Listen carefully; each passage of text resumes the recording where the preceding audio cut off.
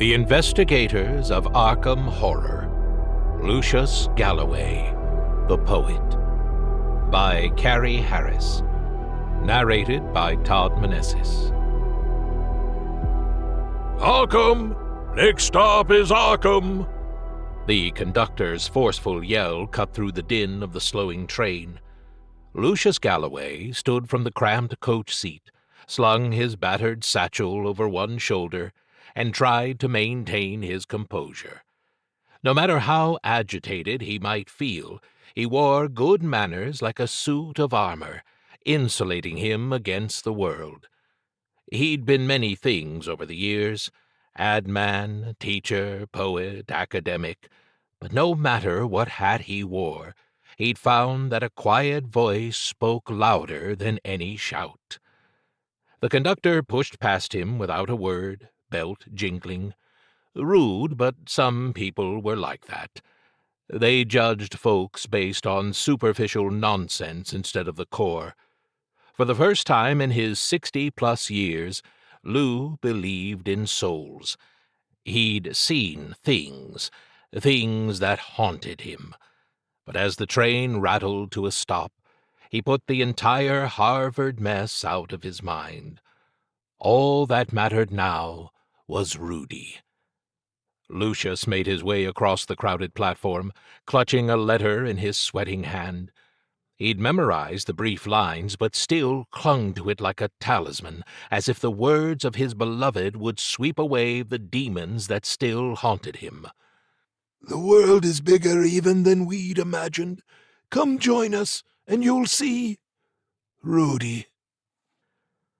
The message had been full of hope, but dread still curled and twisted in Lou's gut like a sleeping beast on the verge of waking. Less than an hour later, a confused Lucius exited a taxi outside a blocky, windowless warehouse. This didn't make sense at all. He'd expected the return address on Rudy's letter to lead him to a boarding house or hotel. Perhaps he'd gotten it wrong? He squinted at the envelope and then up and down the street. Nothing but warehouses and garages, their blind facades looming. None of this made sense. His unease grew. He would have fled if not for his need to see Rudy as soon as possible, to reassure himself that the center of his world still held. A bang nearby made him jerk like a frightened child. He traced the sound to an open door on the side of the warehouse. As he watched, the breeze caught it again, slamming it against its frame as if in invitation or warning. Perhaps someone here knew Rudy and had posted the letter for him. At the very least, they could point Lucius to likely boarding houses. People in small towns talked, and there were only so many places that would welcome a black man traveling alone, even one as old as he and Rudy had both become. Squaring his shoulders, he marched toward the door, determination overshadowing his unease. The obstacles did not matter. They would not keep him from his love. They never had, and they never would. He reached the banging door. It opened easily enough, allowing him entry into the dark innards of the warehouse. There were no lights, and his eyes took a moment to adjust from the bright light of day to the darkness within. He squinted, barely able to make out the outlines of a huge room cloaked in silence. The air was stuffy, settling on his skin like a heavy blanket on a hot summer night. It pressed on him, the touch cloying. As his eyes adjusted, he began to make out dark shapes placed in neat rows with a wide aisle down the middle. What were they making here? He made his cautious way closer as a sound pierced the silence. Someone was snoring. Confusion gave way to concern to outright nerves. The dark humps resolved into beds, each one containing a sleeping figure. Some sort of illicit boarding house, perhaps? But what were all of the boarders doing asleep at 3 in the afternoon? It seemed rather unnatural. After everything he'd been through in Boston, everything he'd seen, he didn't like that one bit. He drew closer to the nearest bed, pulling off the scratchy blanket to expose the huddled figure of a woman in a stained nurse's uniform, her hair stuck to her forehead with sweat.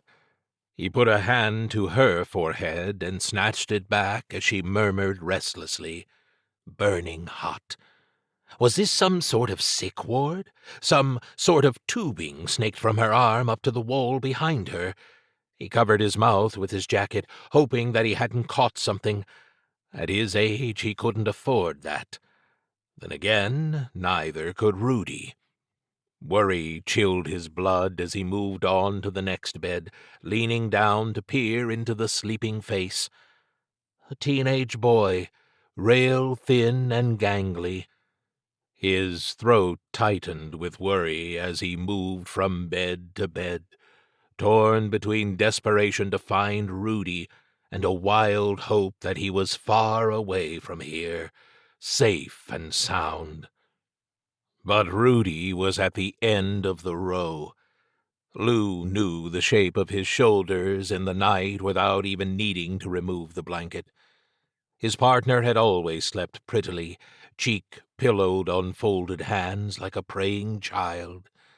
Lou pressed the back of his hand to Rudy's sleeping forehead, letting out a sigh of relief. Warm, but not as feverish as the others. "Rudy," he whispered, "please wake up." Lou? Rudy's voice was groggy with sleep, but he could hear the smile in it. I knew you'd come. "And I always will. Come on. I've got adjoining rooms at the Excelsior." But Rudy simply mumbled something inarticulate, falling back into slumber once more. Lou would have shouted or switched on the lights, but he found himself loath to stir the other sleepers. Rudy had an IV, too, its outline dim against the blanket. Lucius stared at it in horror. Rudy had been so excited about his dreamer friends, and now they drugged him? It was the only explanation, but Lucius could feel no needle when he groped at the juncture between tubing and skin. He yanked at the tube, which came free with a wet, sucking sound. When he ran his fingers up its length, hoping to trace it to some device that would tell him what poison they were pouring into his beloved, he felt a moist row of twitching suction cups. Revolted, he dropped it. His partner had always been solid in comparison to Lou's rail-thin lankiness, and age had widened the gulf between their physiques. But fear bolstered Lou's strength, and over the past few sleepwalk-filled years, he'd gotten used to maneuvering Rudy around. Sweating and straining, he escorted his dozing, stumbling partner out the door to the waiting cab. Lucius deposited Rudy safely into the narrow hotel bed and tried once more to shake him awake, but the most he could elicit was a mumble. He wondered if he ought to call a physician, but Rudy's forehead was cool now. Removing him from that stifling warehouse had accomplished that, at least. All Lucius could do now was wait and see, pacing to and fro in the small room until his thighs ached. As the sun dipped behind the trees, Rudy finally stirred. Confusion clouded his eyes as he took in his surroundings, but his lips curved into a smile as he saw who stood over him. Lou! He breathed, holding out his arms. They embraced, and everything was right again. Where are we? asked Rudy after they finally parted. Is there water? Lucius poured him a glass from the pitcher on the vanity, and Rudy drank greedily. The Excelsior Hotel, Lou replied. You shouldn't have taken me away, Rudy chided. I was doing so well. Well? What in the blazes do you mean? Didn't you read my letters? Rudy frowned, toying with the edge of the blanket. I'm fairly sure I posted them. What day is it? Friday. Rudy scoffed until he took in Lou's serious expression. Then he perked up. I've lost the past 4 days, he exclaimed. Don't you get it, Lou? This is a sign of progress. But abject fear clutched at Lucius. He'd lost time, too. It hadn't boded well. Explain, he demanded. I'm a dreamer now. I spent 4 days in that bed, and I didn't sleepwalk once. The training is working. I won't lie, there are no words for how much that relieves my nerves. Some of the clenched tension bled from Lucius's chest. Exorcising the dreams would be a relief, but that place, those tentacle-like tubes, still felt very wrong. What exactly is this training? He asked cautiously. You'll love it. It teaches you to harness the power of your dreams. We spend years of our lives in slumber, right? So why not make productive use of that time? I was searching for something in my sleep, and now I've found it. What's that? Peace, said Rudy. Lucius tried to keep the hurt off his face. He'd always thought they'd found peace in each other. Rudy patted him on the shoulder. It'll be okay, he said. You'll see. But it's not, protested Lucius.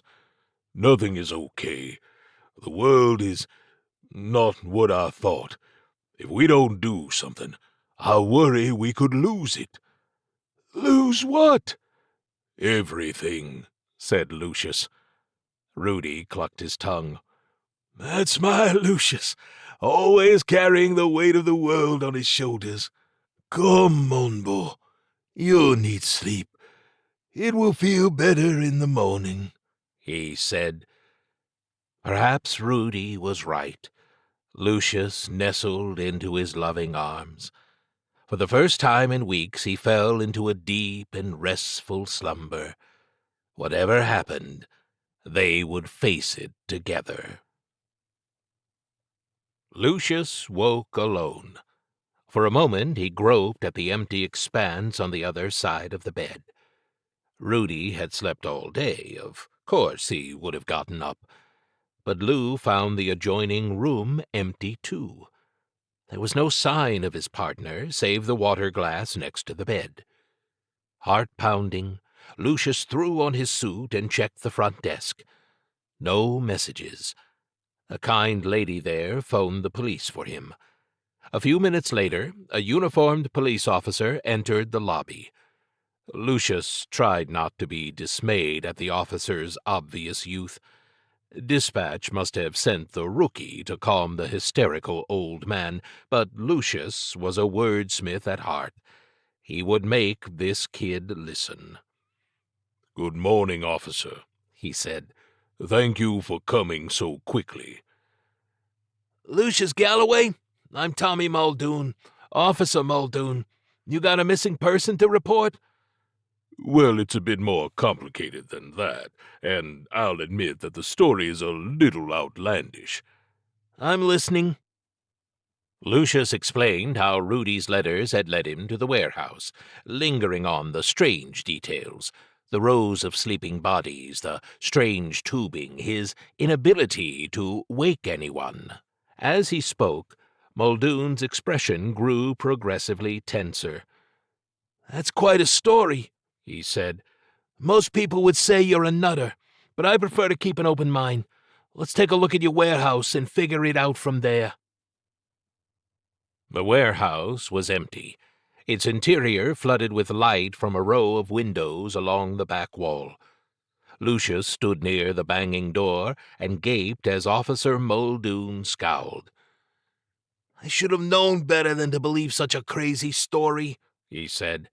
"I ought to have you charged with making a false report, but it's not worth the paperwork." But it was all right here," exclaimed Lucius, pointing.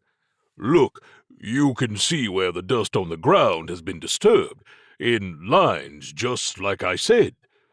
"Did somebody put you up to this? The guys like to tease me, being the youngest and all. They think I'm prone to flights of fancy," Muldoon grumbled. "I'm telling the truth," exclaimed Lucius, but then he pulled himself together. Muldoon had said it himself. He was just a kid. He'd fold in the face of the impossible things Lucius had experienced. Lucius would just have to go it alone. Brush the kid off before something happened to him.